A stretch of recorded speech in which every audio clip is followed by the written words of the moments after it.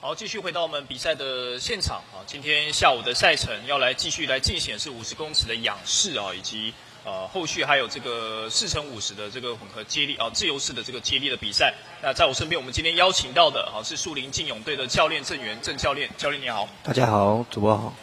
好，那我们待会要来看到这个比赛啊，是50公尺的仰式啊。不过在仰式比赛之前应该是早上的这个比赛好像有一些状况啊，所以刚刚我们稍微讨论一下啊，好像这个200公尺有一个选手是没有游到啊，不过应该是会继续的进行啊，所以后面应该是会进行这50公尺仰式的这个比赛。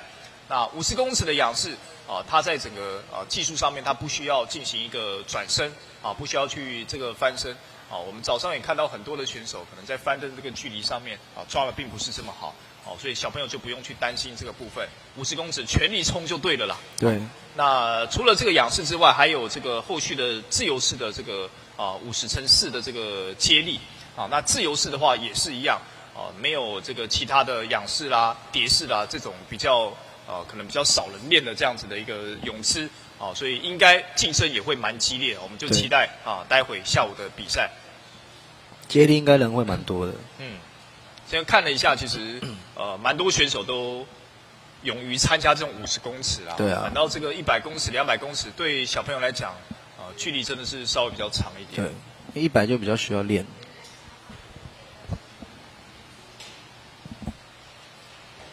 这个好像就是刚我们讲到这个早上200公尺的没有游到的选手，那当然是跟大会去。可能去抗议了那选择大卫这边还是让他把这个比赛给完成只不过我们身旁是没有拿到他的一个资料不知道是哪一位选手，但是我们还是替他加油。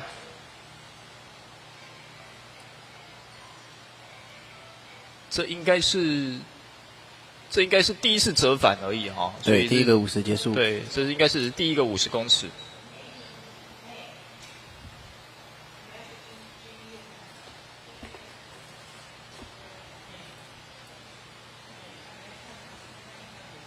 前面我们看13、14岁组的男生组已经是在很前面的这个比赛了啦对啊，因为男生先比。好，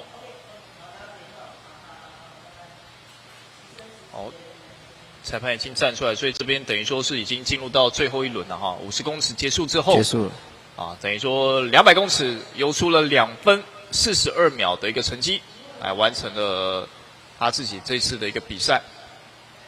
好，那这一组比赛等于说是早上的最后一个200公尺结束之后，待会要来进行是8岁以下的50公尺的仰式。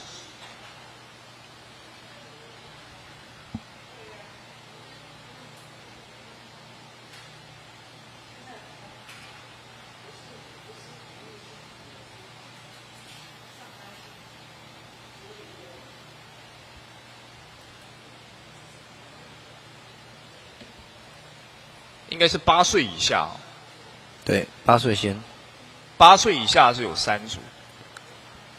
好，那第一组是有3位选手，现在已经在这个起跑区做预备的了那仰式的这个训练上面，一般来讲，因为我们这个年纪其实蛮小的8岁以下的这些选手，他们平常刚开始接触游泳会从什么样子的泳姿开始去做训练？一开始一定是先练踢脚，踢脚是最基本的。那如果说以式来讲的话，仰式可能会放在第2个姿势开始，跟自由式这样子一起兼顾的训练。对，学习的话，一定是从自由式开始，因为它是最基础的。那至于选手的部分，4个姿势在国小阶段应该都要兼顾会比较好。对，现在的训练系统4式兼顾，教练都是4个姿势都有练，所以比赛的时候就是会让小朋友每个姿势有机会尝试，就会让他去比。然后当然是会看训练的状况，基本的一些基础就会还是在训练中一定会去执行这样子。大概如果说刚开始学的这个蝶泳啊，大概学到什么样的程度之后，才会开始去往其他的知识做学习？滑手换气就会开始跟仰式踢脚一起练。那开始把浮板拿掉，因为我们开始学游泳的时候会先拿浮板踢水，然后再加滑手，然后动作都稳定之后把浮板拿掉，就会开始有仰式的踢脚，然后开始加进去。那仰式其实比较困难的地方是，对一开始学比较困难的地方是，它跟其他3个姿势不一样，它是仰面的，它是眼睛朝上，所以对小朋友来讲会比较有恐惧感。对，所以一开始因为让他们先克服仰式的这个姿势的感觉。好，我们看到3位选手已经下水。好，准备要来出发了。3、4、5道的选手，好，分别是苏瑞凯、陈许宁还有尹怀邦。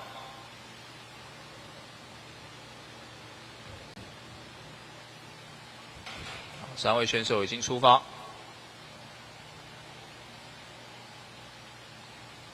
对小朋友来讲，仰式比较困难的地方是，因为他们一直看着天空，尤其我们这次比赛是室外池，所以他们会觉得距离感很远。对，他们觉得找不到终点，那看到线才会开始有一点加速这样子。这些其实都是透过训练去慢慢的累积，然后比赛经验才会知道，仰式比赛要怎么游这样子。因为全程其实是看不到的。对，他们其实就是看着天空，那就是前后会有2条5公尺旗，然后也有15公尺线。那基本上就是看到线，小朋友会稍微加速一下，因为发现感觉好像没有在前进，因为那天空不会有那个移动的感觉。那不过仰式的优点就是在于说，它其实不需要有这种特别换气的一个动作出现。它是会有换气的，但是就是都是直接都是面朝上。对，它不会有那种换气的动作。好，所以我们看到第1位选手进来之后，第2、第3位选手也进入到了终点，50公尺就碰到就结束了。对。那现在第2组8岁以下第2组的选手，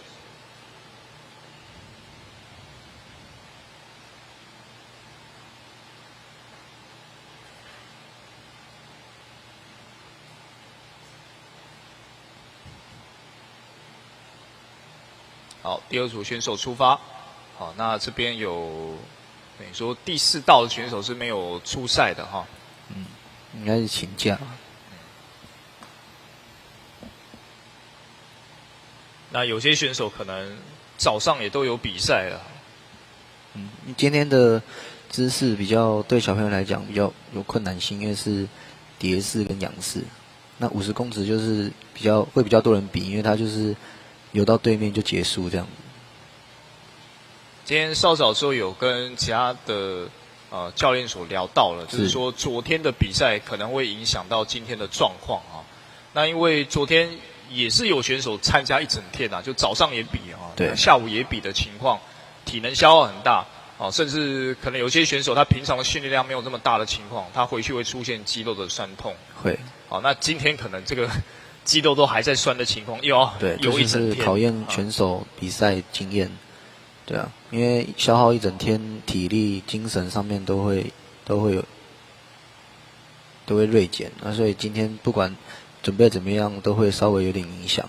如果是回去的时候，就是要做放松，然后吃饭、睡觉，然后恢复，然后隔天再重新开始面对今天的赛程。对。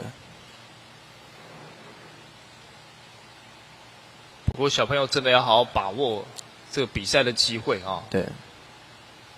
这毕竟整年度下来真的能参加的游泳比赛也不是说到很多了国内的大赛大概1年就有大概就是4个左右。对。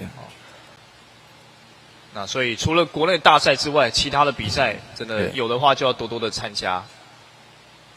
像今年的这个运博分龄赛就是说各个层级的各个年龄层，还有各个不管你是曾经是选手，或者你只是一个休闲组了都可以一起来报名。就比较有推广性质啊。嗯。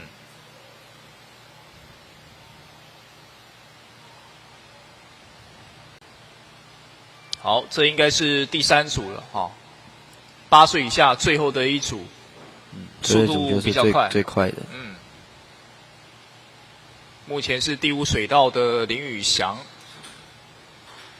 占据领先，第4水道其实也很快啊，林一瑞是紧追在后，啊，49秒33，50秒45。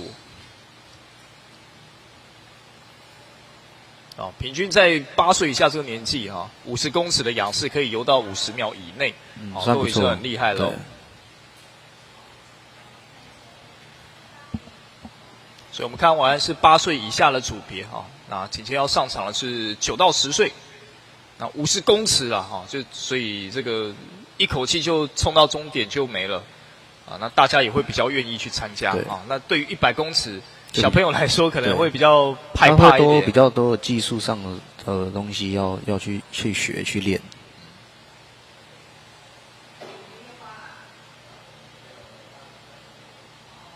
那当然，这个平常练习的这个泳池大小也是有关系了哈。如果说有些泳池其实它是小型的游泳池，它不是这种正规的50公尺的话，那可能也会不习惯，对，就是感觉好像这条水道特别的长，对，尤其仰视，他感觉很远，小朋友会感觉游很远，怎么还没到这样子？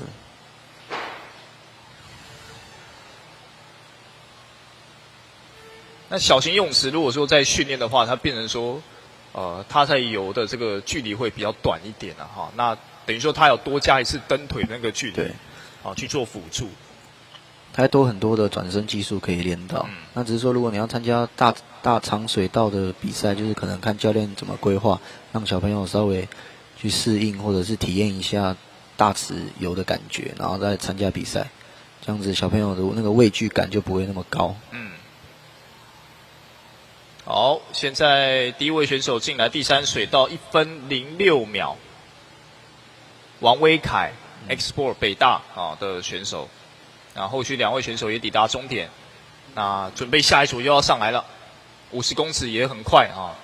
对，一组接着一组。对，这边结束，那边马上就补上。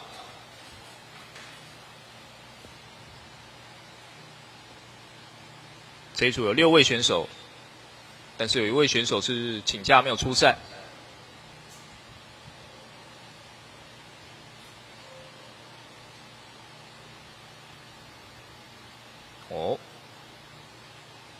目前看起来第4道选手速度跟第5道选手速度还蛮接近的。对。那甚至我们看到是第2道的选手好像超过去喽。现在看起来应该是超过去了，超过了半个身位。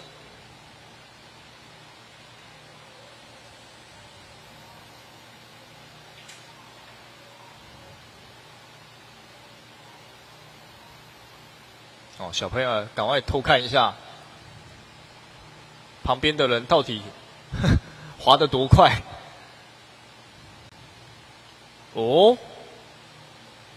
哇！结果是第4水道，这个应该是在最后的压线稍微快一点点，快0.14。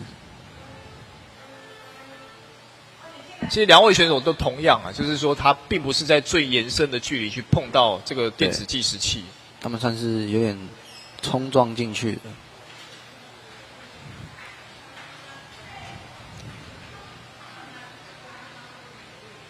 第2水道的陈爱杰，还有第4水道的刘杰佑2位选手都是57秒左右的一个时间。对小朋友来讲，这个仰视碰墙的技术，就是因为你进5公尺，基本上选手都是要准备加速进去 touch 碰墙。那如果说训练上没有去练，特别去把冲进去的尾段加速做训练的话，小朋友就是凭感觉，这样子后面的速度就会掉下来。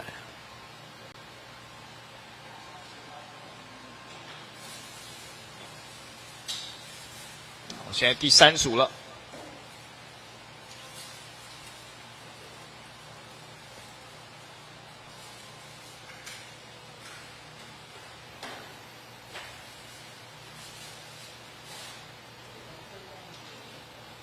哦，这也蛮接近了，但是看起来好像是超过了。对，第二水道。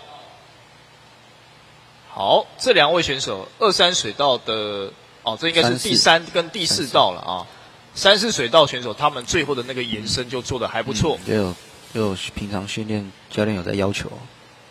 好，都是游出49秒左右的一个成绩。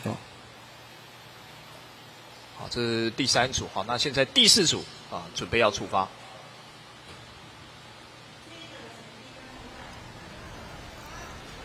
哇，这第4组有4位龙安国小的选手。这龙安国小其实今年这派的这个选手也蛮多的。对，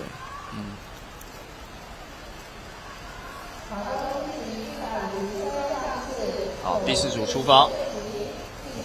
看起来都还保有蛮不错的一个竞争力。第4、第5水道都很接近。现在慢慢的拉开，第4水道还是保持着领先。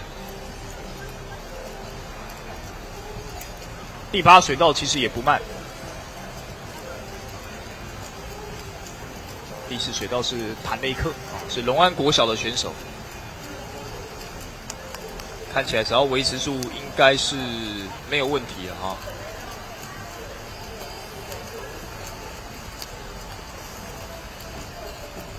好，最后是49秒14，这是第8道了。那第4道的话应该更快哦。然后第4版应该是还没跳出来。对，第4道48秒79，这是目前最快的一个成绩啊，在9到10岁50公尺的仰式里面最快的一个成绩。目前总排名第1。但是后面还有越来越快。对，后面还有这个3组了哈。现在是第5组上来。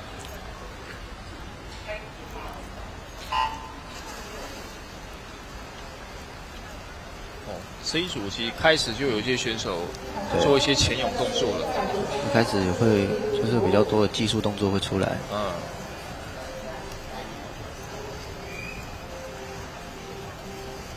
第5水道也是龙安国小张景东目前是最快的。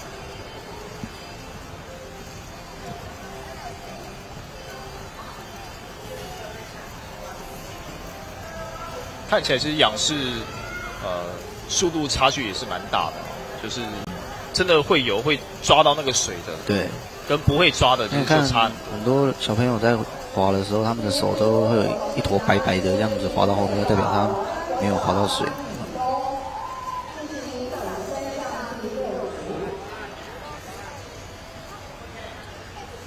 其实这个电子计时器它是有个面积如果说选手是比较靠近这个水道绳的话，有可能会第一时间没有碰到那个电子计时器所以真的在最后冲线的时候，还是要对，还碰墙进去一定要有速度，然后碰墙要有一定的力量，它成绩才会第一时间这样显示出来。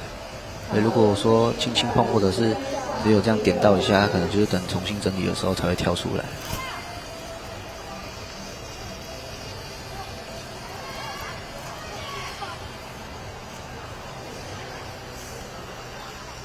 好，这里速度跟第7道第2道跟第7道。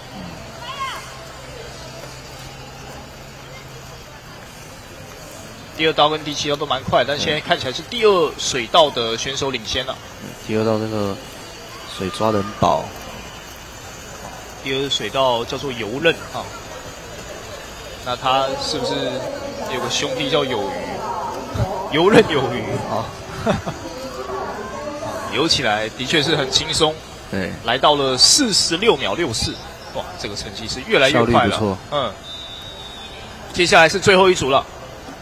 第7组报名成绩最快的一组，最快的，这都大概在40出头秒了甚至我们看到有报名成绩有出现3开头的哇，这个是中年级组国小中年级组，40秒内就有一定的水准。好，7位选手出发。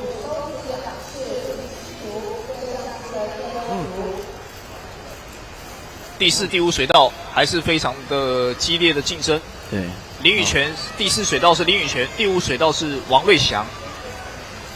2位选手都大概是有40秒左右的一个实力，竞争激烈。好，插一颗头啊，这个看到领先了。哎呦，没有算好滑手次数，撞到那一下还有点痛。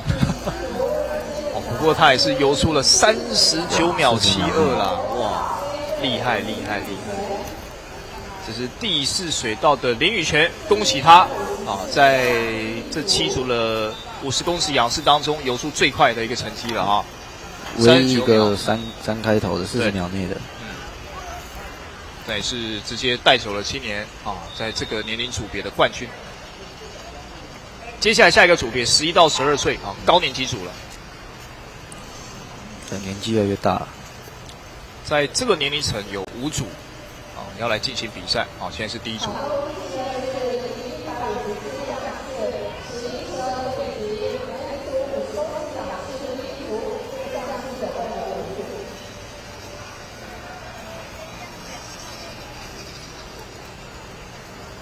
哇，撞到绳子，这都是会影响速度了。对，因为有仰视，他们有在训练的过程中也要去学着定位。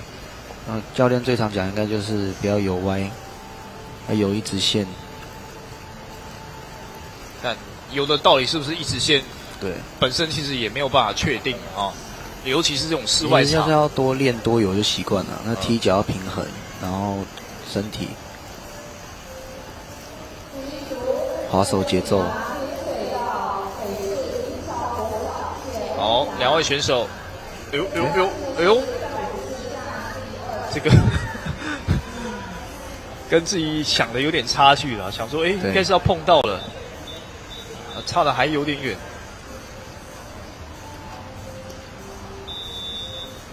好，所以这个刚刚我们看到这是第1组啊，11、12岁的50公尺仰式第1组。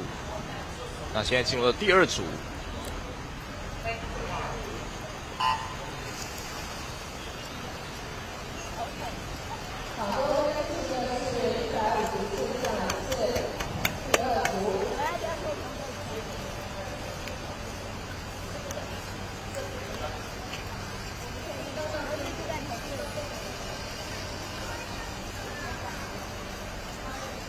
哇，小朋友都容易游歪，对。你撞到这个水道绳之后啊，其实第一个速度就会有影响。对，第一个你那一下滑手，你就少了那一下滑手。第二就是你还要再去节奏就整个跑掉。对，你要往反方向去推，把自己身位给调整过来。它可能会有1到2个手是完全没有效率的。好，第5道的选手率先，那个碰墙很漂亮。率先进入到终点，这边是游出了48秒04的一个成绩。啊，第5道的薛一鹏。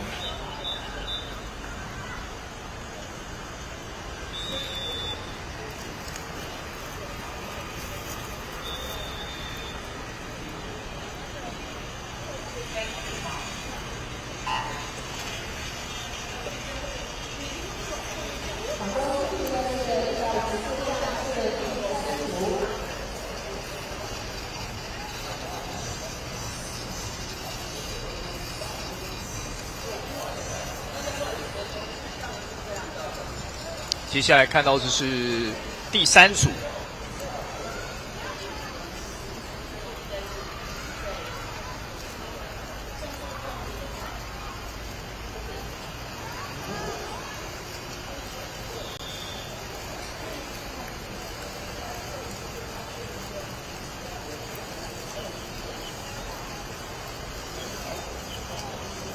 好，哇，第6道这边都出39秒哎。39秒，也是在目前对第一个进入到40秒的。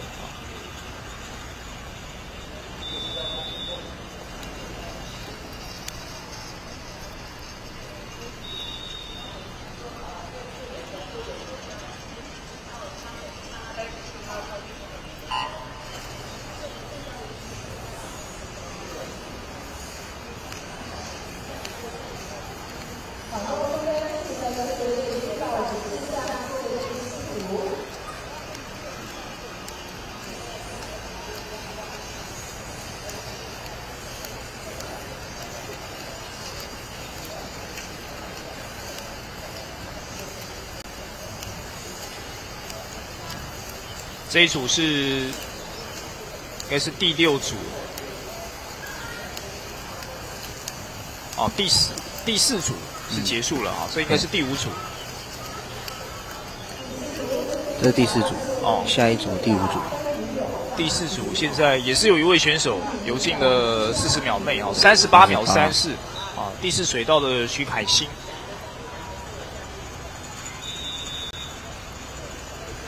这一组应该就很快了。哦，最快的一个组别了。第5组8位选手。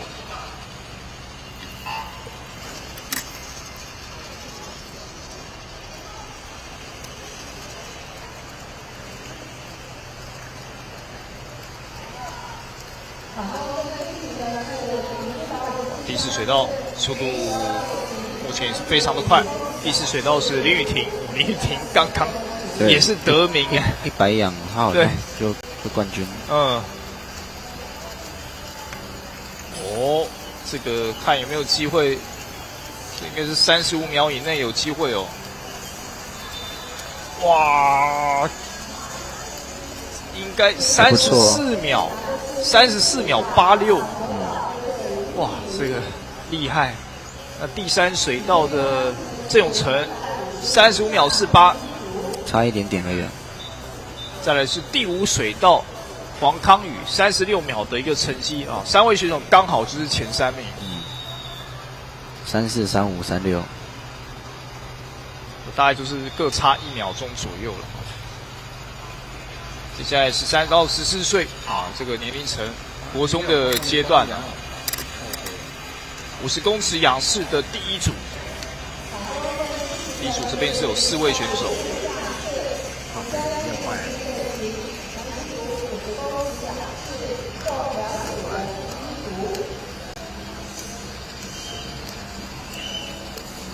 去国中，哎呦，这里也达到了，哦，2下。那这样子速度哇，直接慢下来了，整个节奏就跑掉了。哇，就因为这样子的失误就被追上了。那因为50的速度也很快，所以其实选手在练的时候，就是平常就要习惯熟悉他们游的那个方位。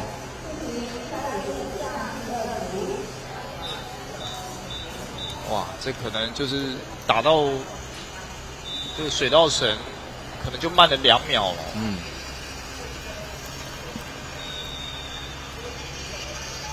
第1组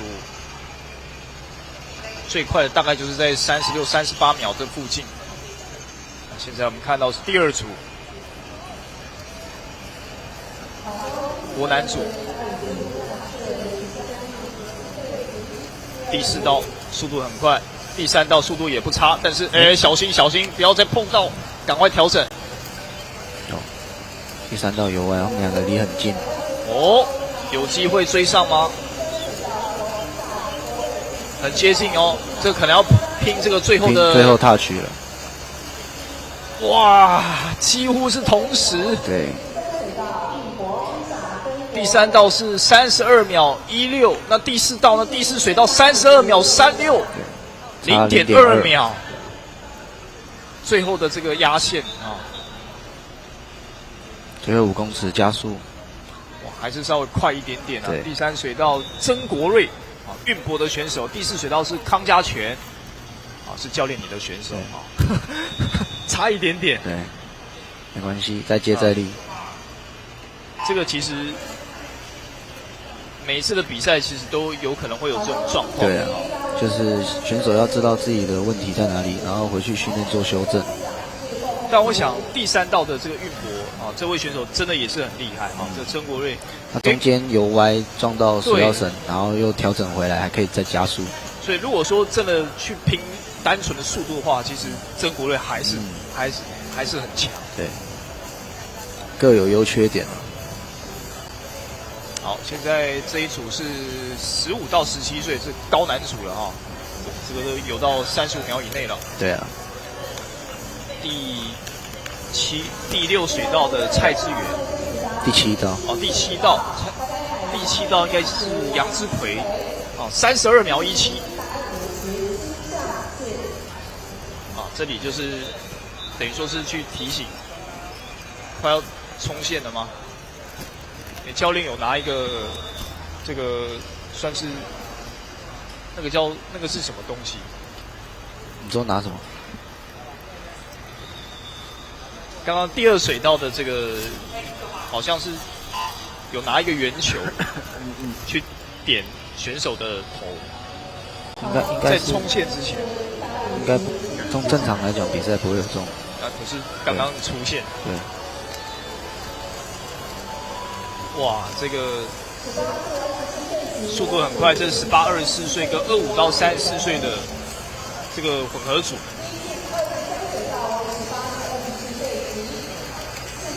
这个组别有3位18到24岁的选手，是第2道，这个第八道是这次我们的Mercy的厂商。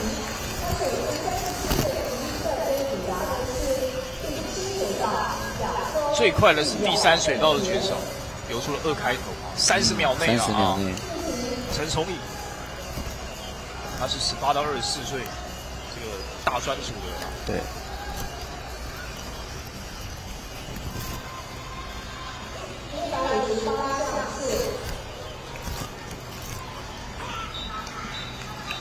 好，接下来看到这个组别是35到44岁的哈，23道是35到44岁，比较大的。对，那5、6、7、3道是45到54岁的组别。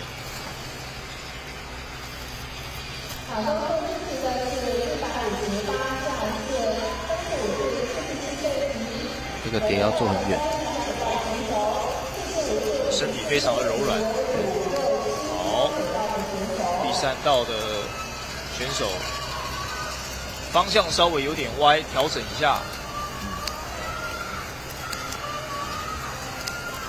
速度很快。那叫做谷内红喜啊，这个可能是日籍选手，名字很特别。34秒59，接近35秒的一个成绩。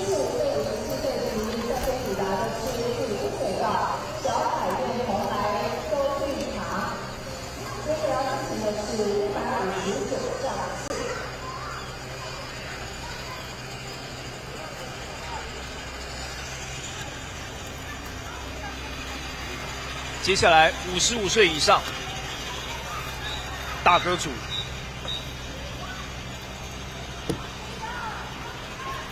全部都是老当益壮啊。这个包含3位选手是永和陈永会的啊，还有2位是海燕早永会的。海燕早永会好像就是在当地这边哦，算是地主队了哦，因为他们也是利用这个场地来做练习。对。好，双手仰。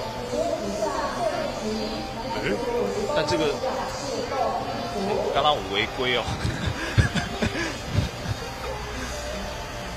那种推广性质的比赛，应该就是不会抓，对，不会太严厉。哇，他是2只手刚刚有应该是第4水道哈，就是说在他的这个潜水动作，好像出现2次到3次以上。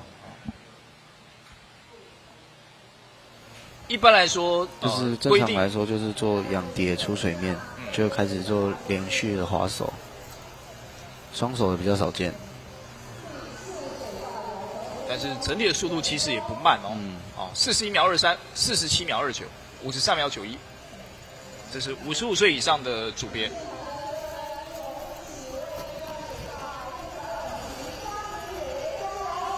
哇，还有一位，这个真的厉害，加油！这个是已经有点仰漂姿势了哦。这个目前我还不会。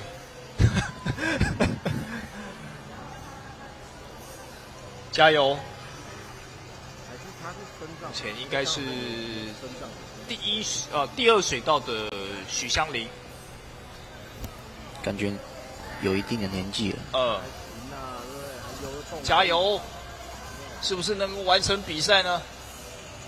好，哇，这是对自己很大的一个挑战。我觉得能完赛就值得鼓励了。对，我觉得能够等于说是对自己的一个这种挑战要求啦，对哦，哇，还比个赞，代表说我可以，没问题，啊，哇，阿北还有力气比赞啊，但是好像状况不太乐观啊。好，这已经是完全没有办法再大家一起帮他加油。对，没有办法再进行这个仰视的一个动作了。好，只能靠着双脚慢慢飘。对缓步的前进。这也是苑博分龄赛的一个特点啊，就是说任何人对只要你愿意，只要你喜欢游泳，都可以报名参赛。老少咸宜。对。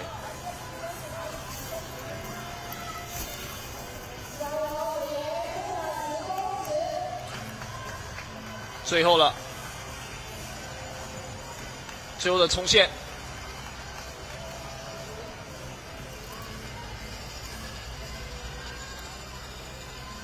然后后面找到感觉了。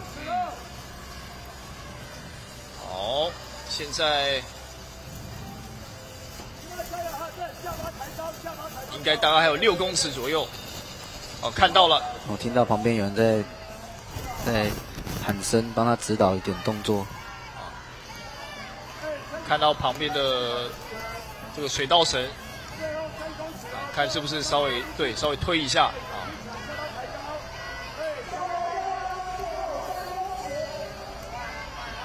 最后3公尺了，加速。哦。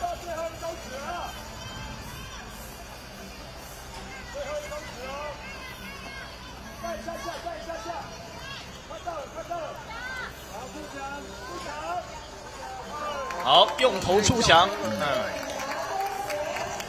非常值得尊敬的长者，哦，很励志。对，成绩不是重点，但是多少人活到这把岁数还有这样子的勇气啊，能够上场来挑战比赛。我想这就是活到老学到老，并且不断的激进自己了啊，这是成为我们非常尊敬的长辈。这位选手徐香菱，换女生了。好，接下来就是8岁以下的最小的开始，从最小的开始比50公尺的仰视。这个组别原先是有3位选手，但是应该是有1位没有来。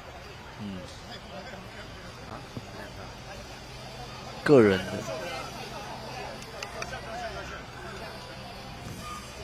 8岁以下的年纪，真的练仰视也真的不容易哈。对。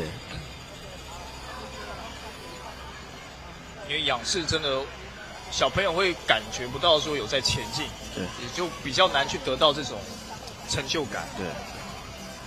他会不知道，再来就是仰视也看不到隔壁水道的，所以他等于就是完全都要自己去完赛。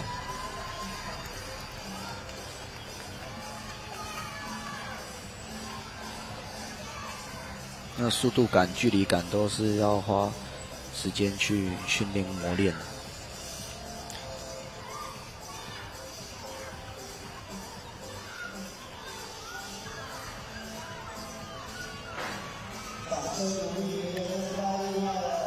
好，2位选手现在继续的加油。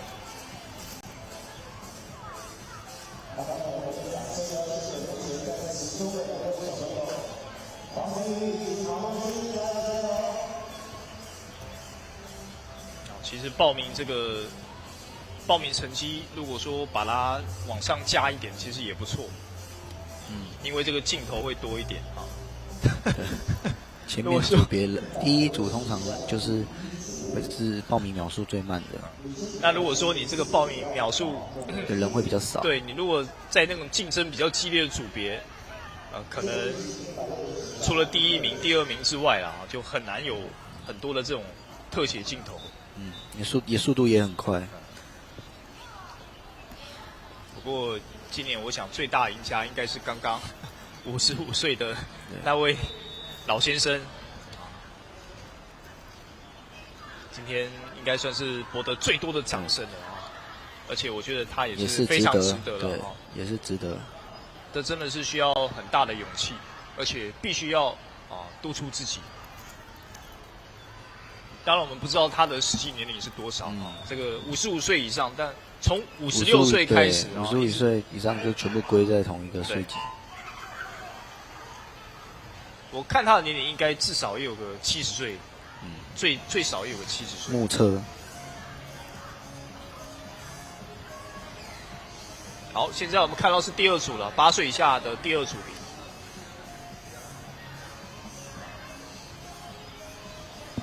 今年这场比赛有多了一个8岁组，而且意外的人很多，代表台湾的基层人口基练游泳的人口基数又越一样维持一样在很多，对，竞争也是很大。哇，这边有小朋友已经是用漂移的方式了斜着游了。哇，很多人都会去撞到这个。对，他们撞到水稻绳不算犯规，但是如果手去抓拉水稻绳前进的话，就是违规。对，所以在训练的过程中，教练是要不断去要求，然后去指导选手如何定位，然后平衡自己的动作，然后因为比赛是一个人游一个水稻，就是训练他们游中间，然后不会左右飘、左右移动晃动。哇，所以这个就是感觉，这个不能站起来。对，中间如果停下来，就是为连续比赛也是算种犯规。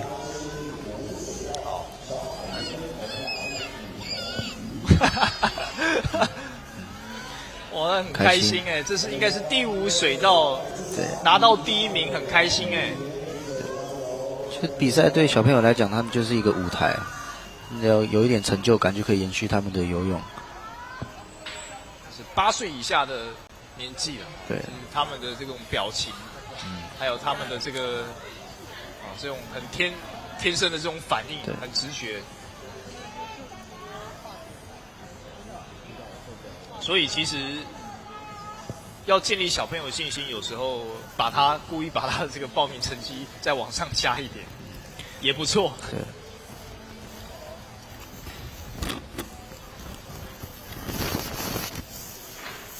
待会是第3组这边准备了。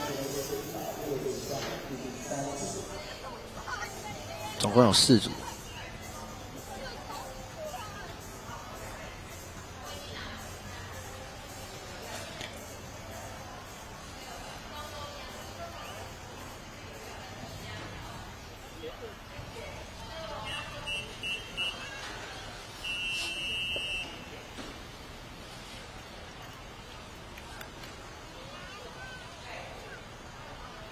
好，第3组下水准备。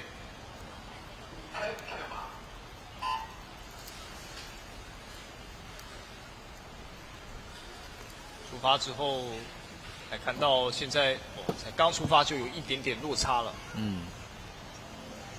50公尺进行的很快，距离比较短，所以每一个技术环节都很重要。要出发稍微延迟或者是晃神了一下，可能出去就会有跟其他对手有落差。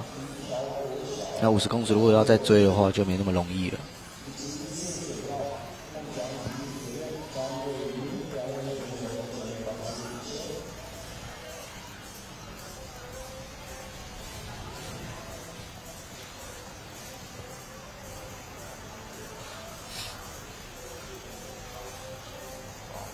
其实透过直播的影片小朋友回去也可以去检视自己的动作。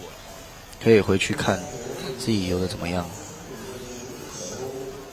好，第4水稻的张瑞云游出54秒的成绩很不错，57秒了那第5水稻是杨若琳，应该是排名第1在这个组别排名第1是54秒69。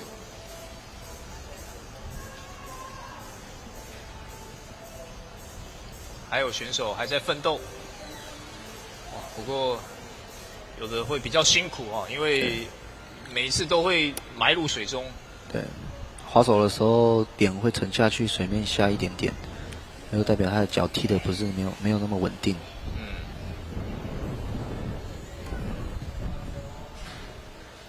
所以这就是基础，这就是变成说他仰视也在练换气了哈。基础对。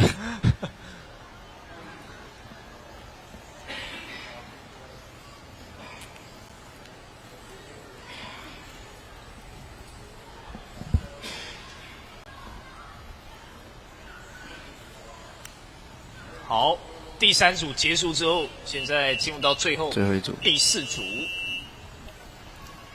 这水一定很可怕，要泡过几千人。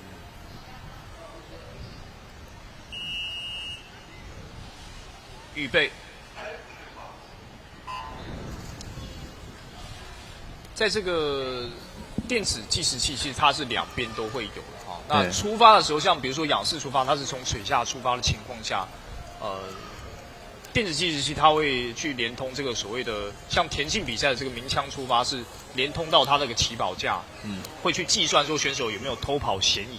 那游泳比赛会有这种功能吗？有，那就是会连通那个计时板，但是只会出现在这个水下这个板子，还是说连跳台上面都会？跳台上的话，可能就是要透过录影回放，然后去评估，然后去计算。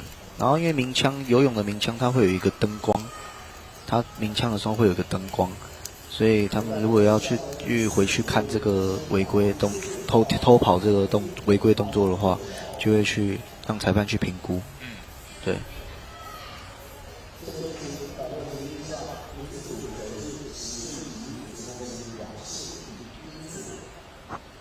好，41秒，6次。很快，哇，这是8岁而已。王宇飞，一直看到他的名字。对，还有一个姐姐叫王晨飞了。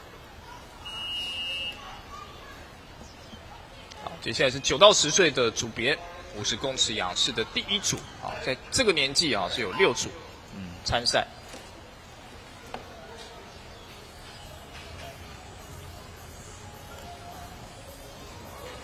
哦。速度还不错哦。第3水道的蔡佑燕，刚出发的时候有点游歪，有调整回来了。我们说仰视其实面部是一直接触空气不太需要去埋入水面，但是没错，有时候我们讲换气，仰视在游的时候，那个水花也是会溅到自己的鼻子跟嘴巴上面。通常是不太会有影响。对。如果你是仰视有游习惯的人，就是会知道有水花偶尔都会溅到脸上。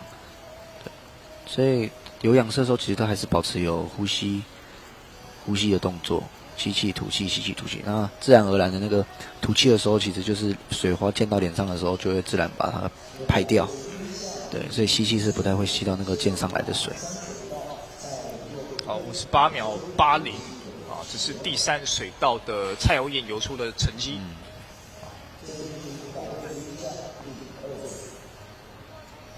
好，3位选手都回到终点。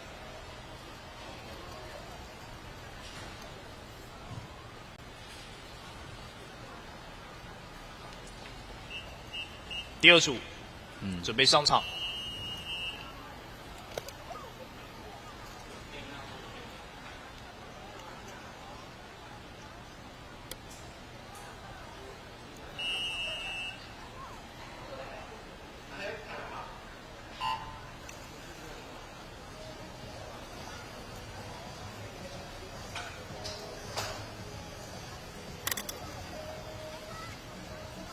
目前看起来第5水道的选手保持领先。第1道跟第4道没有人。第5水道是水彩生。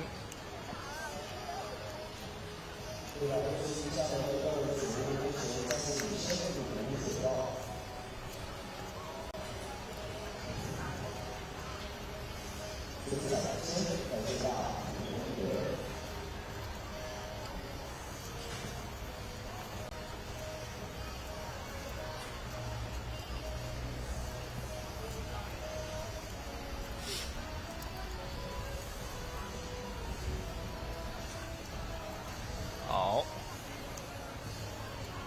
率先的进入到终点，成绩55秒57，还不错。仰视对年纪比较小的来比赛的话，很多时候会看到他们 touch 出墙的那一刻，秒数没有马上跑出来，就是因为他们看到那个5公尺线最后的起值其实是要加速，但他们是在算滑手次数去碰墙，因为怕自己撞到。那这样在算的过程中，速度就会减下来，那进去就没有那个一定的力量跟速度，碰墙就会成绩就会一时间没有跳出来。所以这也是平常教练在训练过程中要去跟选手做叮咛，去做训练的。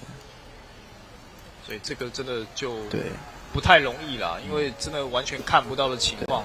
那每一次其实他们进入到就是5公尺线的对他们完全就是凭那那5公尺旗帜，然后因为你不可能说翻过来，然后去滑进去，你是看5公尺旗，然后开始算次数加速，然后去 touch。看到有些小朋友他其实会去等于说去仰头稍微瞄一下啊。最后一下手，他可以做一个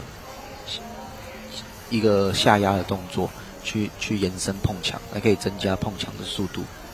对，但是游泳的规则上就是要有一个身体要有任一个部位是在水面上，如果整个人这样潜到水里面，那是犯规。好，现在选手是陆陆续续进入到终点。以前看到这一组的选手，其实大部分啊也都可以游到1分钟以内的成绩了。9到10岁啊，国小中年级组的女生。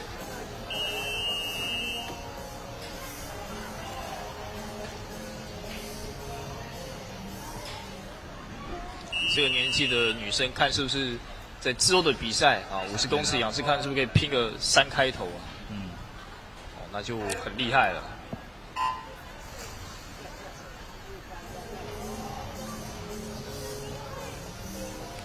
现在是第4组。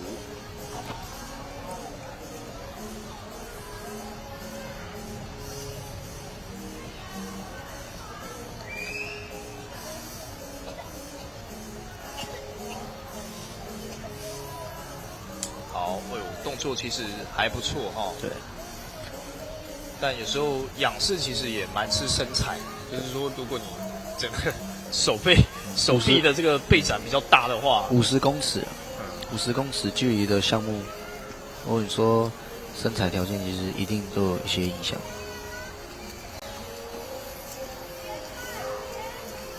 好，第5水道47秒41啊，第一个进入到4开头的选手，是第5水道的詹心怡。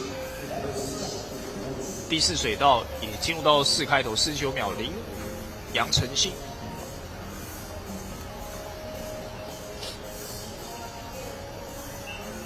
第5组准备。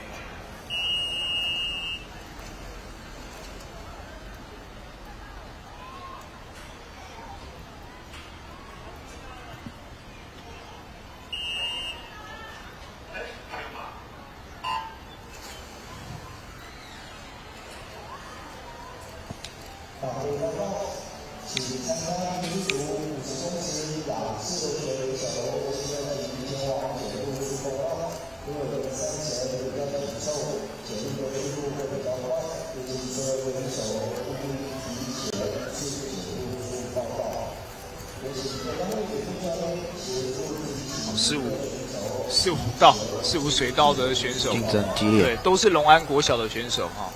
第4道宋佑兴，第5道黄宇慈，几乎是并排了，都自己人。看最后，哦，很接近。第4道这个碰墙碰得很好，不过看起来应该是第5水道先快一点，先碰到。第5水道黄宇慈42秒91，第4水道宋佑兴啊是排第2。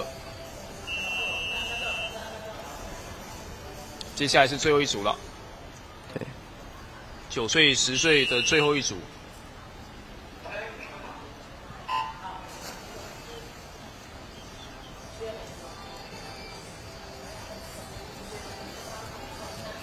最后一组会很快。一样是第4、第5道，竞争很激烈。第4、第5道，第4道是王晨飞，第5道9岁、10岁那个王宇飞的姐姐。她也是龙安国小的哈。对。那王千真，第5道王千真刚也是有得名。速度都很快。两位都是厉害的选手。厉害厉害，3开头出现了。第4水道37秒06，第5道是37秒53。对，所以我们恭喜王晨飞拿下冠军啊！那王千真37秒53拿下了第2名亚军啊，都是很不错了。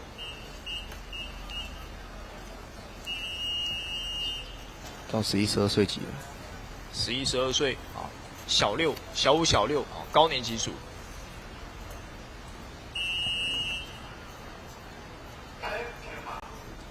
这年纪有5组啊。11、12岁其实竞争很激烈，因为有可能会有国一生，那国一生就会遇到有发育，暑假练了一个暑假，然后又有发育，那个成绩会进步很多。哇，我们看这个第3水道的张以熙，他其实在水下的这个潜水时间还蛮长的。对，那水下技术练得不错。但是跟第1名的选手有一段小落差，有一个身位的差距。好，应该在35、36秒左右。第5水道还没跳出来，361。36.17啊，第3水道张以熙38.12。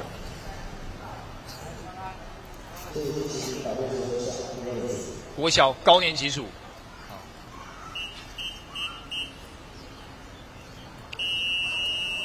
现在进入到第2组。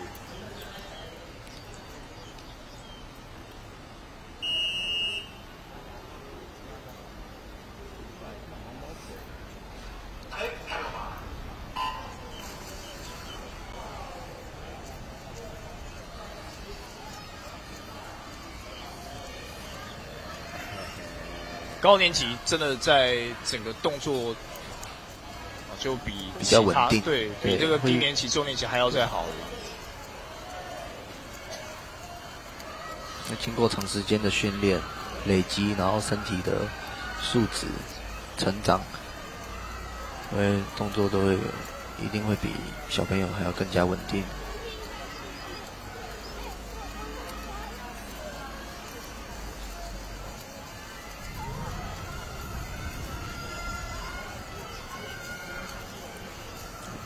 竞争很激烈。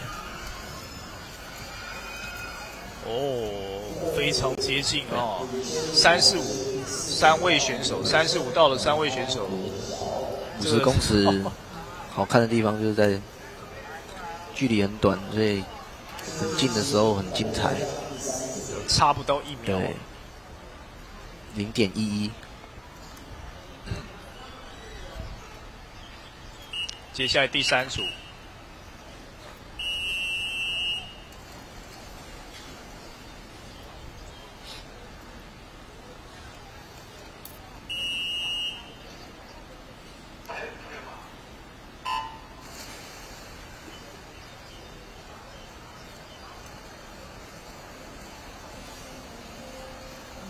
有些选手他其实就直接放弃水下动作，可能就是正在练，或者是平常教练没有什么在要求，可能就没有那么熟练。那比赛的时候直接出来游，可能会反而比较快。仰式的水下动作跟一般这个其他山式的这个潜水动作是不太一样的。对，它就是反叠腰，对，反叠腰、反仰角、仰式踢脚。好，43秒09。因为在水面下阻力势必在水面上还要再低，所以如果平常训练教练有在要求，或者是选手自己会习惯去做水下动作的话，那会差很多，整个技术的成熟面就会比较强。好，王一杰刚刚是游出42秒多的一个成绩。分组的第一，现在第4组也是越来越快了。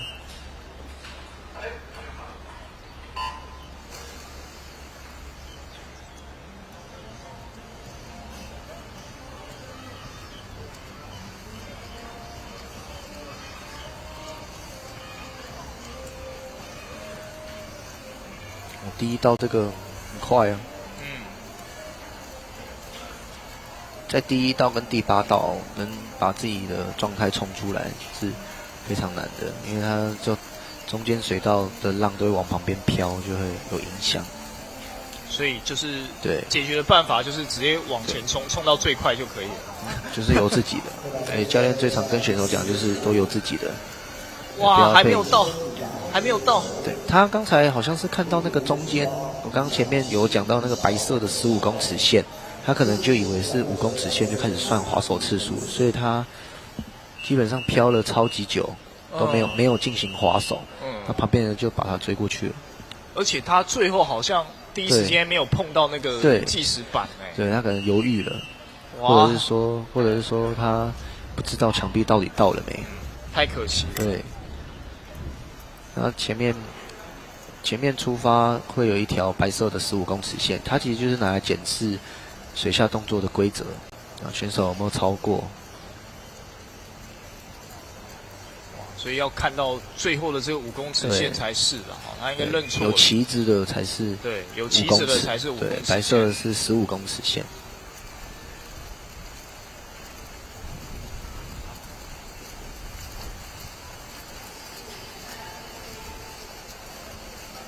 这个效率很好，碰墙也很漂亮。第5水道37秒80，第7道是38秒55。哇，这一组有整个基础动作都很成熟啊。5位选手啊，游进3开头。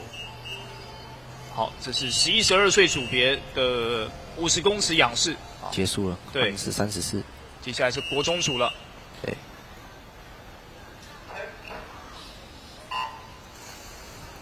只有一组，4位选手。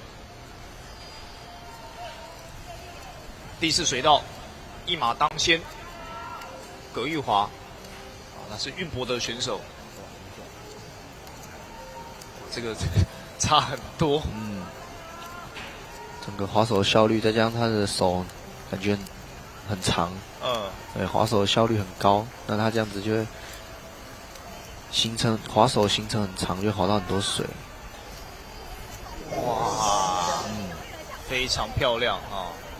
这个应该是可能在35秒内，34秒87。对，哇，厉害。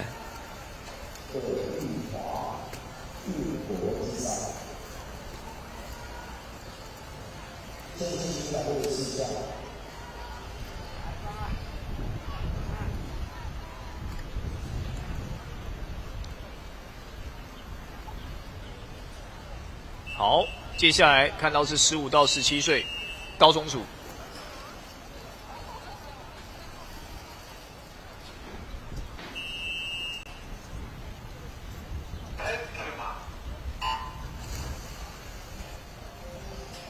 这个年纪其实也有国3的学生。对，15、17有跨了3个年龄层。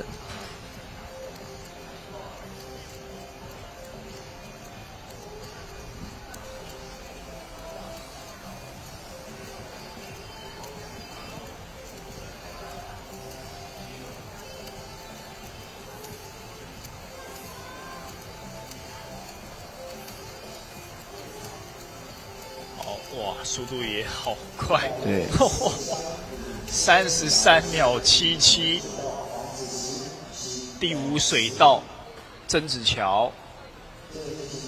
哇，这个谎报成绩啊，他报名成绩是47秒，应该是黄子晴那个第这是15、17刚才是15、17，对，黄子晴。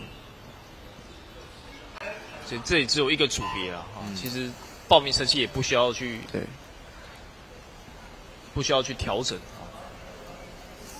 接下来是18、24、25、34跟35、44岁并成3组，对，合并。啊，1、2水道这边速度很快，这是18到24岁的，啊，可以看出是大专组的选手了啊。哇，几乎是并排，很拼，但是有点歪。两位选手都碰到了水稻绳。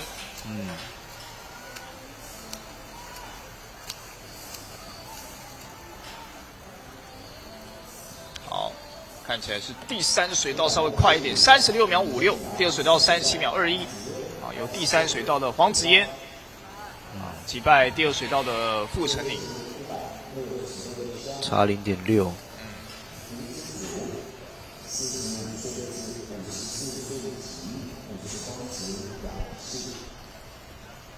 好，5、6水道35到44岁组的2位选手也进来了，那剩下最后一位，25到34岁组别。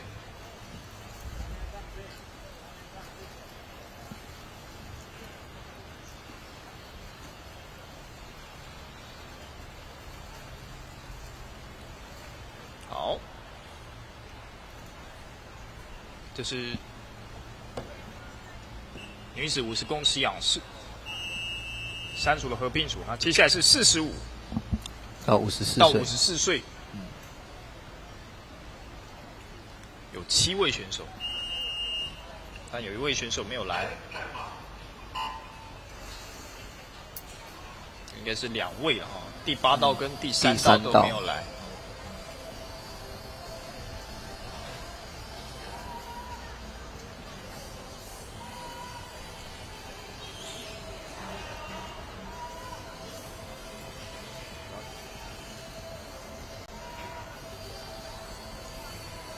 第2水道，哦，速度还蛮快的哦。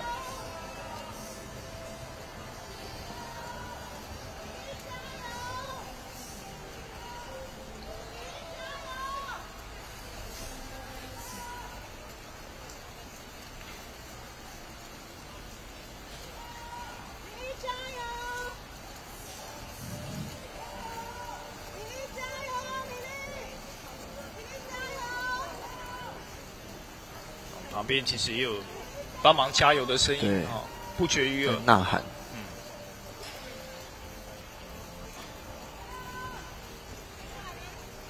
好，第2水道这边刚好是1分钟左右，1分钟.61。啊，秦慧珠啊下了45到54岁的冠军，啊，恭喜他。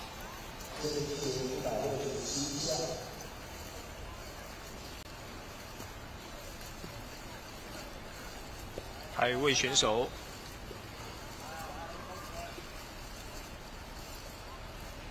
到了。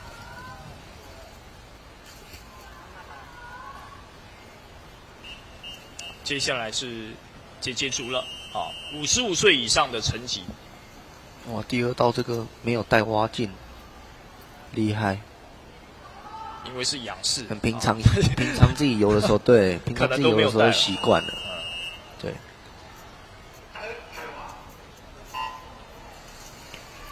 比较老一辈的，他们以前有仰式，确实是没有资源没那么发达的，没有蛙镜，所以有仰式的时候就习惯不带蛙镜。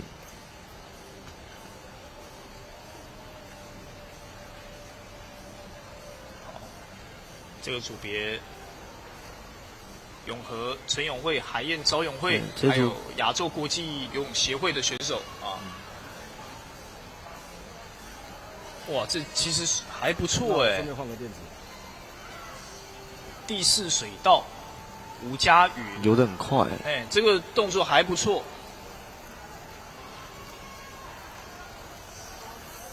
哎呦哎呦，撞到，不过没关系。47秒97，哇，游到4开头，厉害了。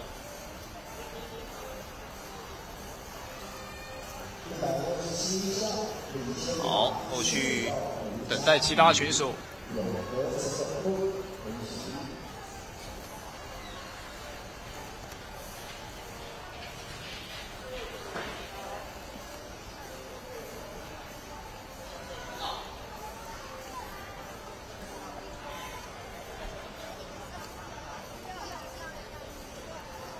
全部的选手都回到终点，准备换接力了。所以这是50公尺仰式的比赛啊，男生跟女生组别所有的年龄层都已经进行完了。那待会要来准备进行的是4乘50公尺的接力赛啊，而且是自由式的接力。电量比较高的话，那自由式的接力代表就是什么样子的姿势都可以啊，没有去做限制。但是都是会以捷式为主，因为它速度是最快的。速度是最快的。对。当然，以前这种会看到这种小朋友这种校内的一些游泳竞赛，会出现那个刻意用其他的特别的姿势来耍宝啦。有比较趣味性的。对。但自由式就是自由式是对很不自由，去限制。对它的规则上真的是比较自由。你说游蝶、仰蛙其实都是可以的，但是都在规则内。那你只要不要停在原地就好了，不要倒退。不要用走的。对。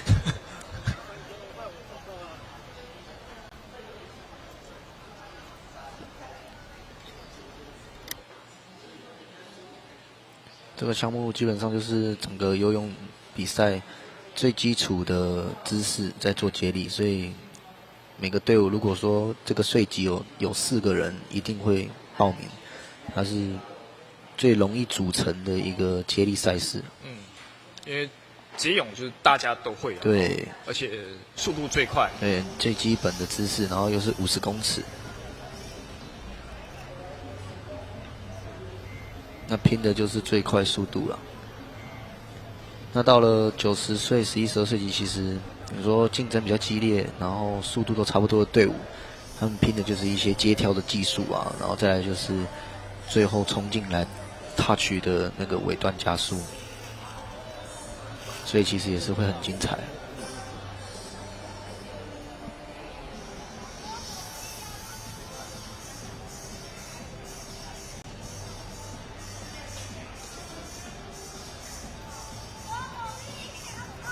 现在接力组小朋友8岁以下的组别有3组啊，那1、2、3水道都是8岁以下，那5、6、7、8道是9到10岁的组别，所以这是不同的战场啊。就前三道就是第1名，只要解决对方2个人，就可以拿下今年的冠军啊。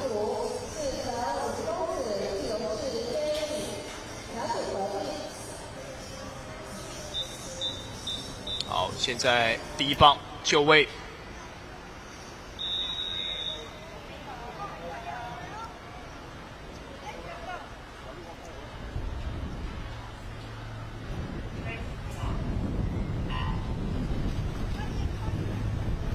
出发。前3道1、2、3道是8岁以下的组别，后面4道是90岁的第1组别。第5道这个好快哦，是第1棒。第5水道是天泳培训，第1棒这个一马当先啊，冲得很快。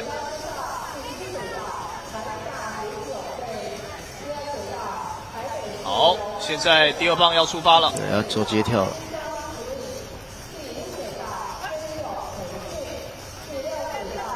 那8岁的组别现在也要进入到第2棒了。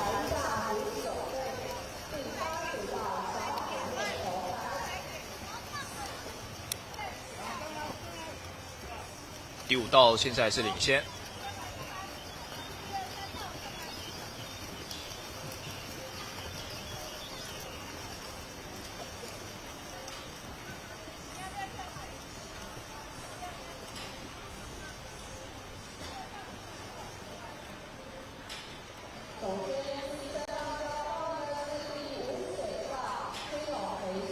好，现在第3棒出发了。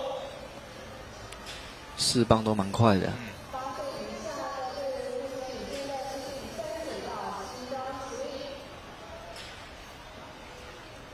哇，这个已经领先20公尺了哦。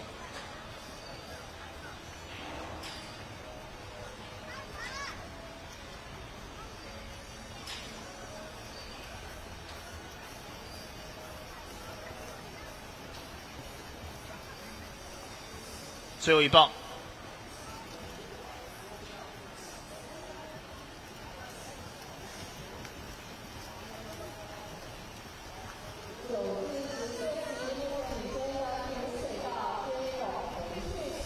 速度是真的很快哦。对，那因为是计时决赛，所以最快的也通常都会被排在第一或第4棒。还是要拼哦。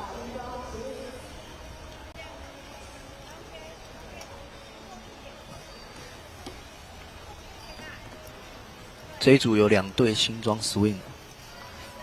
好，最后成绩大概是在2分28秒左右，27、28秒左右，28秒44。第5水道的天永培训，对，平均37秒，算是不错的一个成绩了哈。还不错。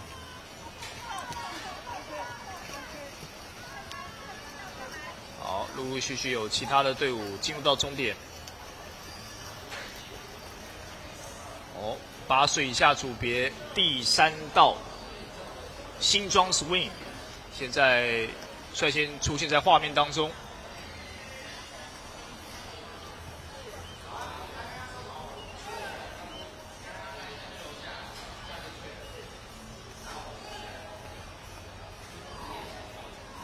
好，冠军诞生了啊！这个我们8岁以下的冠军第3道 swing， 对。那2、3名现在竞争还蛮激烈的哦，差距其实不大。对，还没到终点，都还没结束。哇，但是应该是追不上了。好，第2道，龙安国小拿到第2名，第3名是台大胡志勇队，这是8年级以下的这个组别的成绩。9岁、10岁的第2组。这刚好就是2组了哈。那刚刚我们看到天永培训游最快是2分28秒，对。那看这一组别怎么样？哇，这一组光大同国小就2队了。速度很快哦，哇，速度很快。第4、第5道，现在第2道速度也不错，第2道跟第4道的速度是差不多的。对。那第5道是一马当先，好，第5道是运博。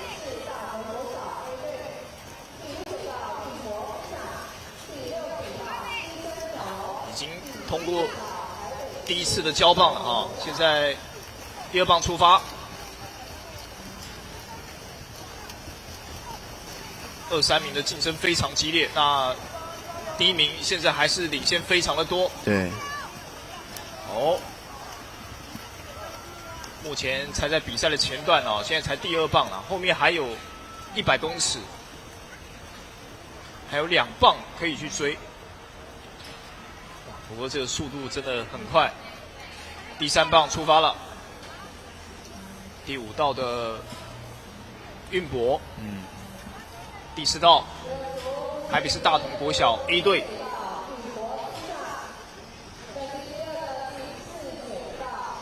这已经有点看不到车尾灯了。不过跟自己比啊，哎呦，速度很快哦！第3道这个第3棒这个很快哦。对。大同国小第3棒速度还蛮快的，有缩小一些距离，但最后1棒有办法逆转吗？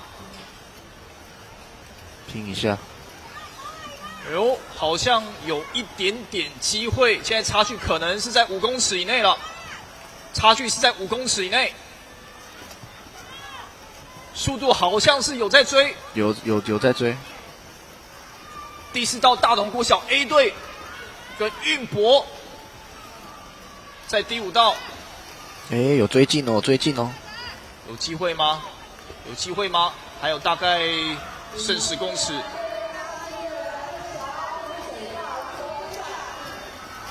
哇，差一点，真的差一点，差一点点，超级精彩。哇！但这个第3跟第4棒已经很尽力了，对，很厉害了，他们已经很厉害了。那运博其实他的策略好像是把强棒排在前2棒，前2棒速度很快。大同国小是强棒是摆在后面，对，所以其实2队的差距就大概就1秒钟，2分20秒86，2分21秒69。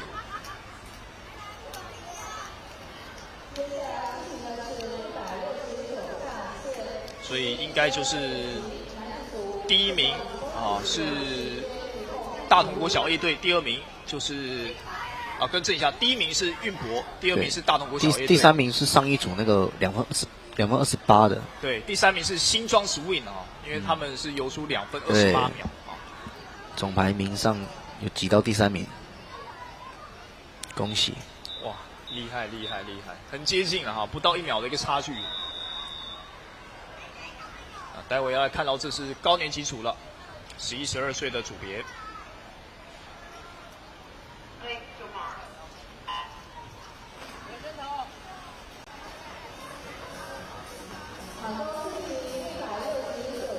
第1棒出发。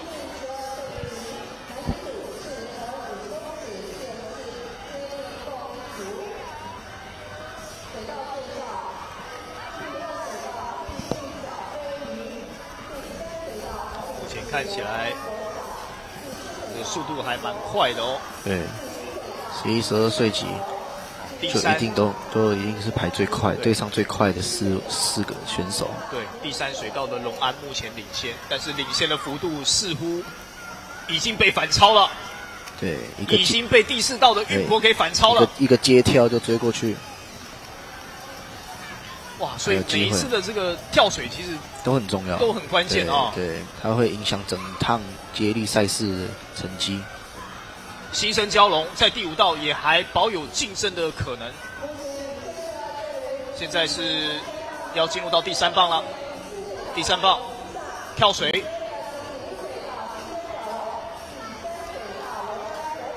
哇，这个跳水就差距就开始拉开了运博的速度好快，对，运博的速度飞快，现在还是排在第1。那第2名是新生蛟龙，在第5水道紧追在后，要拼第4棒了最后的第4棒，这有得拼哦，现在几乎是并列了。第4棒要扛住啊！哇，好像超过去了，超过去一个身位，超过去一个半身。运博一样的战术，他们摆比较弱的在后面，这样压力就比较大。新生蛟龙，对，哇，这第4棒速度比较快。他们把最快的摆在最后一棒，最后的冲线压轴，漂亮。哇，对，大家都很棒，不容易那第3名就是龙安国小。这3队其实有的成绩都不错，2分10秒、2分12、2分14。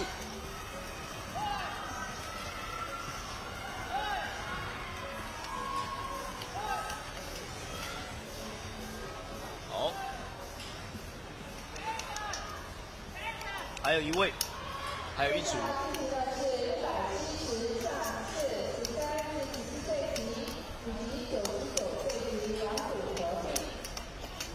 接力赛其实就是4个人的合作4棒都要快啊！你说有1棒慢，或者是2棒慢，让其他2棒快的去弥补，其实有时候对于有些队伍4棒都很平均，有一定的程度，就会比较难去竞争。但是2个不同岁级的合并举行，13、14岁有3组分别在前3道1、2、3道。那99岁级是在后面5、6、7、8道。对，前3道这边就直接分胜负了第1棒，现在大家都很拼，目前看起来还不是说很明显。13、14岁目前是树林竞友，对站排第1。那后面的4道这是由第6道的选手第6道也是树林竞友。好，现在第2棒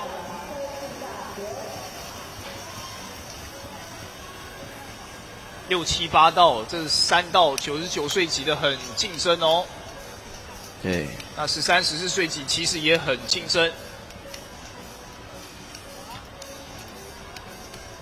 这2个岁级都是相当竞争的岁级啊，所以4棒都一定势必得快。好，第3棒出发了。哇，第3道这个抓水效率很好。哦，第3道运博了这位选手。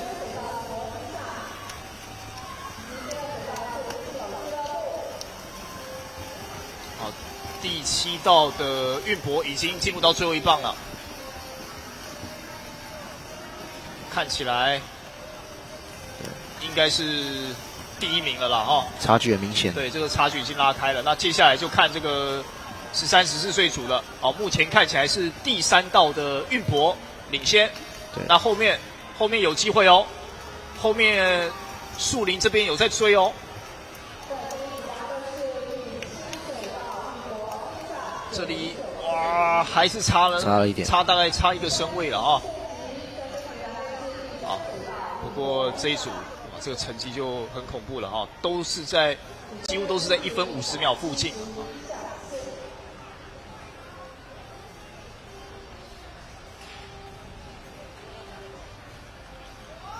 好，所有选手都已经回到终点，这是13、14岁跟99岁级的比赛。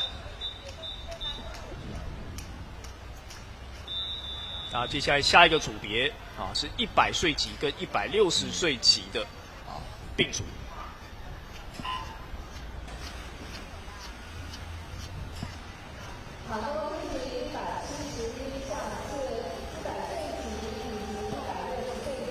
哦，有人用蝶泳。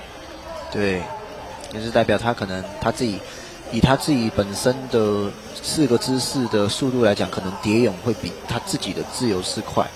他就选择用蝶泳去完成，这是比较少见。对，比较少见。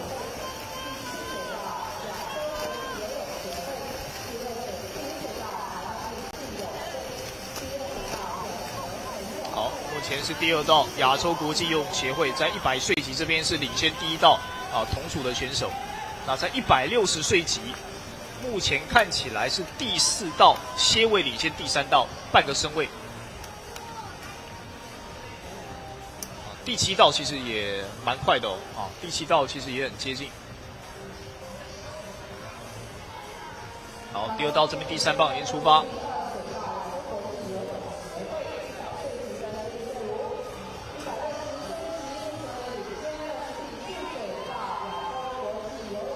这个差距很明显，蛮大的，但是其实第1道有在追哦，第1道速度也不错。除非他们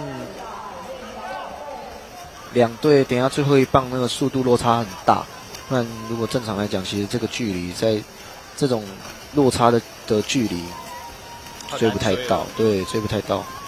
哇，这第4棒看起来好像不太容易去追。对，所以说这个项目它4个50，一开始从第1棒如果要跟隔壁竞争，就势必要把那个速度都咬住。有1棒落后掉了，可能后面1棒、2棒是追不回来的。完全不换气，最后的冲线1分50秒。最后加速做得很漂亮。好，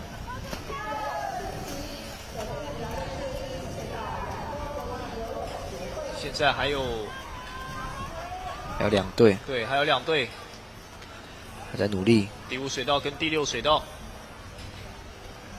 是160岁级的组别，160岁平均一个人就是40岁，35到49岁级。好，当然要出现这种10几岁也可以啦。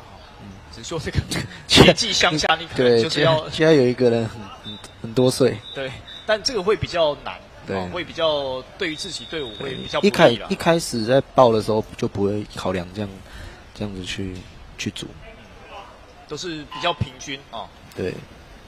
好，接下来看到是200岁组跟240岁组啊，200岁组是3、4道，240岁组是5、6道。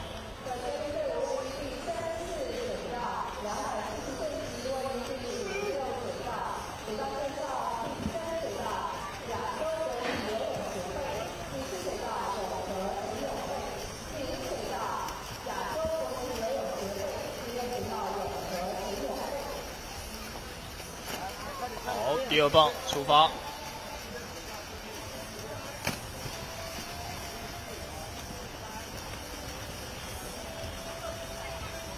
看起来，其实200岁级这边有差距啊，第1道、第2道有差距啊，第3、第4道有差距，那5、6道感觉是比较有机会的。第1名这个动作很顺，节奏很漂亮。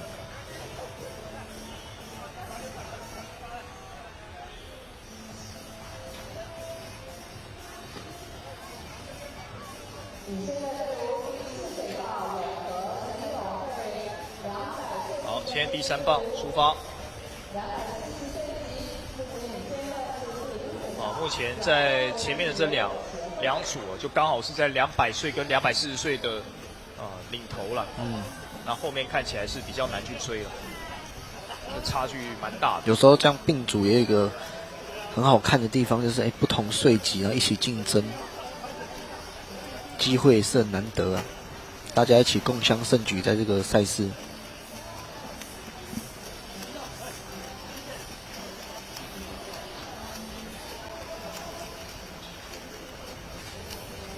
最后1棒。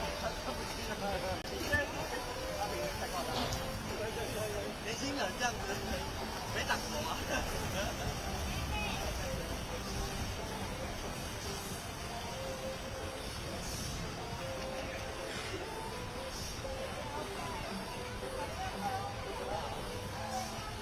好。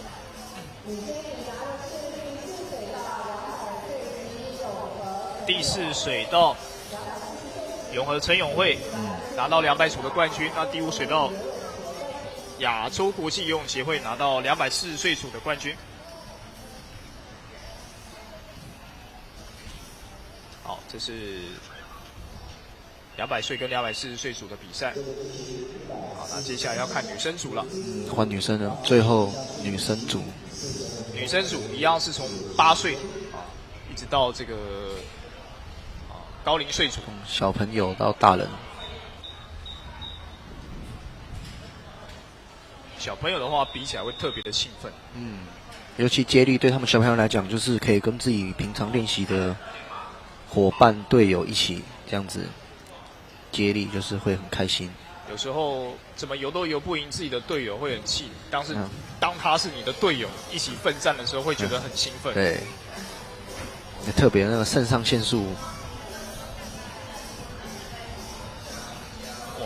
这个很快，好快哦！这8岁耶，8岁以下，而且他是憋气，他是有他自己的节奏。有点喘了，但是他的速度很快，这应该是有大概在30几、40几的一个40几秒的一个能力哈。第2棒现在已经出发了，跟其他组别已经完全拉开距离了，只有靠第1棒就完全拉开距离了。这前面这2棒真的是有，这个是真的游得很不错。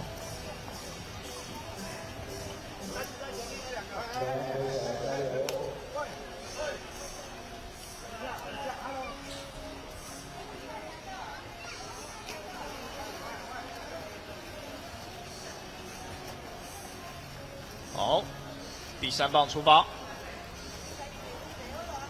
这已经快要套圈了啦。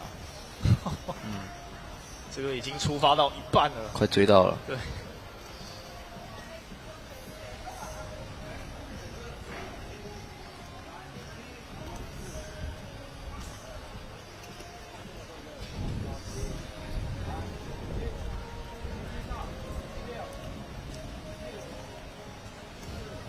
速度很快，这完全跟其他组别是不同的等级。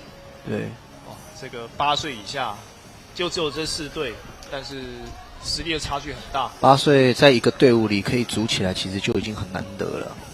在这个年龄层从事游泳训练的小朋友不多，然后又可以在一个队，在这个8岁有4个人，其实组起来就已经是很难得了。好，最后一位选手已经出发了，舞动 Win Win， 哇，真的是厉害哈！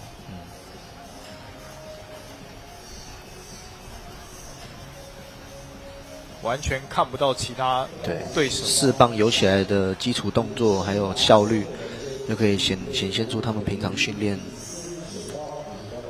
是一定很扎实。现在就是要等待其等他的大家游完选手，对。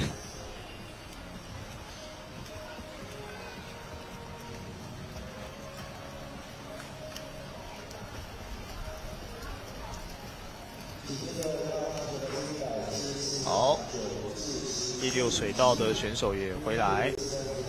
第6水道是新庄 Swing， 这边已经先偷跑了哈，因为真的差太多了哇！这个可能第1名跟后面的组别差了可能有60公尺以上了。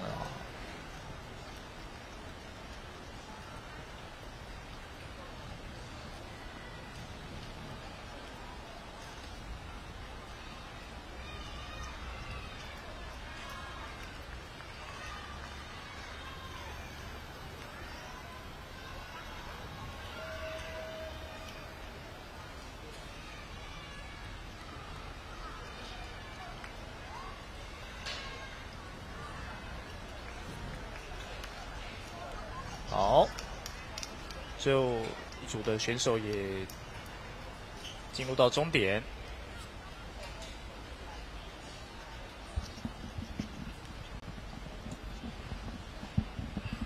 下一组别9岁到10岁，对。那还有一组是13、14岁的组别啊，是在被安排在第8水道。只有一队，所以让他并跟大家一起。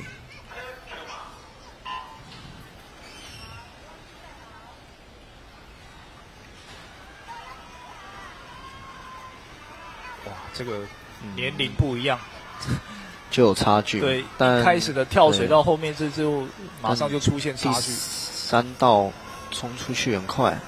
第3道哇，又是龙安国小。这个我们说是国小对上国中，而且是国小中年级哦，对上这个国中组的选手，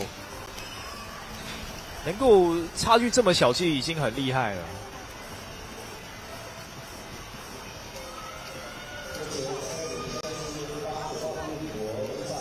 画面上看到这个是第8水道的运博啊，13、14岁组别啊，是国中组的选手，那也只有1队报名，是，也让他跟大家一起比。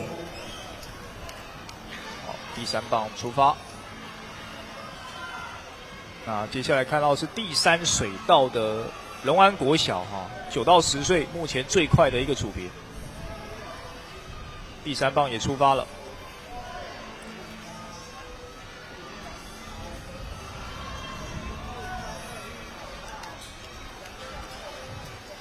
这时候就看看选手自己本身对于自我的要求怎么样了啊，因为没有竞争对手，跟自己比，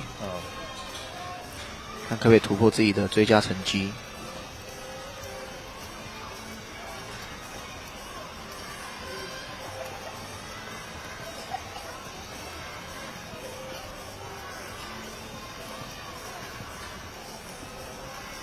好，最后的冲刺10公尺，好，15公尺。最后的15公尺，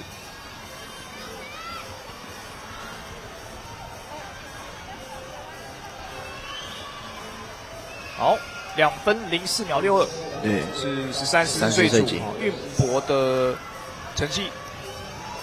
哦，这个竞争很激烈哦，3、4两道，龙安国小跟树林竞勇追过去了，树林，哇！在最后一棒完成了反超，恭喜！哇，在前面落后的时候，后面队友也没有说泄气，还是把最后的速度坚持了起来。哇，郑源教练应该心里很开心嘛，哈，开心完，明天继续练，明天继续重新开始这样。场比赛就是一个过程啊。对，小朋友有得奖或进步，是他们自己的荣耀成就感。对，哇，非常的不简单啊！其实能够完成一场比赛，每一次的比赛都会有所成长啊。对，那透过这些影片、网络上的直播，也可以回去检视一下自己的动作，然后自己的缺失在哪？即使是真的是，拿了名次或者是说进步了，其实都还是会有缺点，然后回去可以修正啊，因为永远没有完美。对，对，前方永远有这个更大的目标在等待着。对，所以目前啊，当然这个是全国的这种分龄赛啊，这运博的分龄赛，这是一个现阶段的一个目标。对，那未来看是不是可以去争取更高等级的一个荣誉哈？对，慢慢的爬。好，这个组别啊，这是11、12岁组哦。这个组别很快，国小的高年级组，对，女子组高年级组刚刚好8队，所以被分配在一整组。第5水到龙安国小速度很快，我印象当中龙安国小是前面的几棒会比较快，然后大同国小是后面几棒会比较快。对。那第4道是大同国小，对，现在是落后的。好，龙安现在已经第2棒了，对，龙安第2棒已经出去了。好，第7水道速度也不错，第7水道是亚洲国际游泳协会。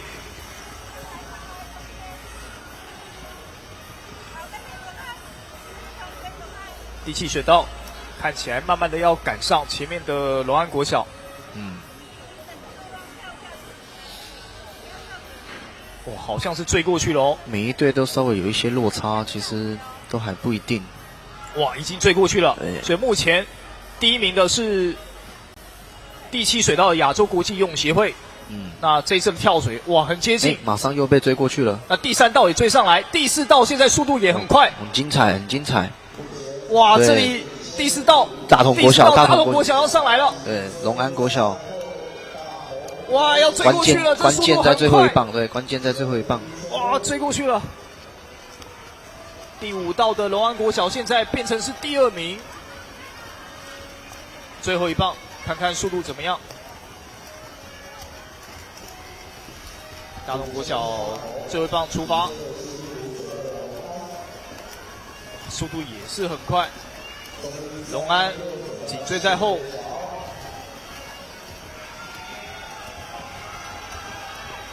现在就是不要管了，直接拼了。对，最后直接拼了，还不一定哦，还有机会哦，龙安国小还有机会。对，坚持。哇，现在2位选手几乎是并列，但是龙安国小应该是有超过去了0.3，非常精彩，恭喜！2分17秒35，2分17秒65，对，0.30的差距，就是最后1-2公尺那个地方，靠自己的意志力坚持，只要不放弃，永远都有机会。龙安国小以些微之差击败了大同国小，拿到第1，非常精彩。哇！那这时候其实教练要去做的动作，可能变成这种隐恨的队伍，可能回去要好好的安慰一下，给选手鼓励，给一点鼓励，然后就是把自己的缺点，在训练中做修正，对，就不会去说你今天输谁，然后我们要怎样，下一次要赢过谁，而是针对自己的缺点、自己的动作上，对，去训练去做修正调整。好，接下来姐组上场。对，99岁、120岁、160岁跟240岁。是这一场赛事最后一个组别了。对，这是我们今年运博全国分龄游泳锦标赛的最后的压轴。对，最后一场赛事。好，第1道跟第2道速度都还不错。尤其第1水道抓水的一个效率是比较好的。第1水道是飞鱼泳将，99岁级。平均下来大概就是25岁的一个年纪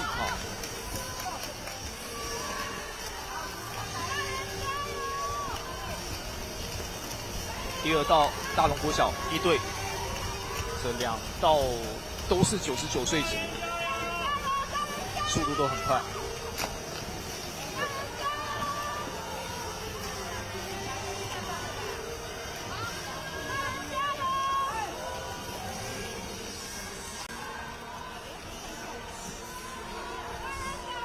好，现在第2棒完成，第3棒出发。第1水道。哇，这速度有点望尘莫及了，这个冲动作都出去了很好。对，飞鱼勇将这个其实他们的动作都很标准都哦，很稳定，对，效率都很好。对，4棒都很平均。马上现在第4棒要出发了，完全是没有悬念。这已经领先了大概有20公尺，超过20公尺了。一样就是跟自己比。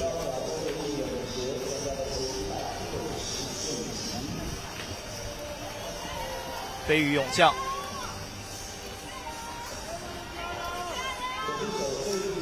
其实如果说真的怕一个人游这种单项游太累的话，也可以报名，就是找几个好朋友对一起组接练习，力对，一起组一个接力。对，其实这是难得的机会。对，好，所以飞鱼勇将拿到99岁级的冠军啊，大概是在2分10秒以内啊，跟他们的报名成绩是差不多的。报名成绩就是教练去评估自己的4棒的秒数，然后自己总和。好，这边也回来了，其他水道、其他组别的队伍也都已经回到终点。那看后面还有3组啊，哇，还有4组。这4组有160岁级，有240岁级。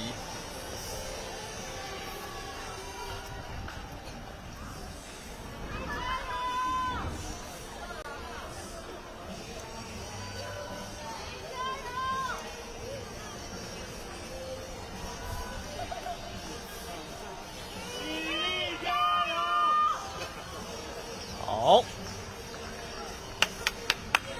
接下来还有1组队伍还没有进入到终点线，第7水道亚洲国际游泳协会240岁级，压轴，大概是平均60岁左右了。很厉害。在今天的比赛，其实我们看到蛮多的长辈啊，其实在赛场上还是全力以赴啊。对，精神可嘉。而且让我印象最深刻就是刚刚那位老先生、老前辈，今天的全场焦点了。但那也是一个所有大大小小选手一个值得学习的一个榜样。到了这么大还能维持运动的习惯，然后还可以参加这种竞技的比赛。而且他给我的感觉很明显，就是不管他很享现受比赛，在是几岁，他的心永远是年轻。对，他很享受比赛。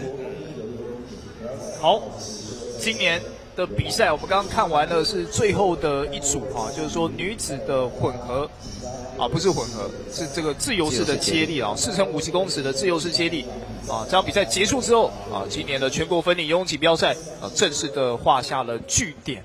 好，那这场比赛啊，其实我们看了蛮多这种也有很多优秀的选手。那有一些不服老，也不是说不服老，就是说他虽然说年纪比较大，但还是愿意参加比赛的啊，这些热血的这个长辈了哈，我们是非常的欣赏，也非常的尊重。所以这边也是欢迎观众朋友，如果说你们有兴趣可以利用今年1整年的时间来去做练习。明年的这个分龄赛如果说开始报名的话，希望大家一起来参加。好，这场比赛感谢观众朋友收看，同时也谢谢郑教练带来的奖评。那我们就下一次精彩比赛再会了，拜拜，拜拜。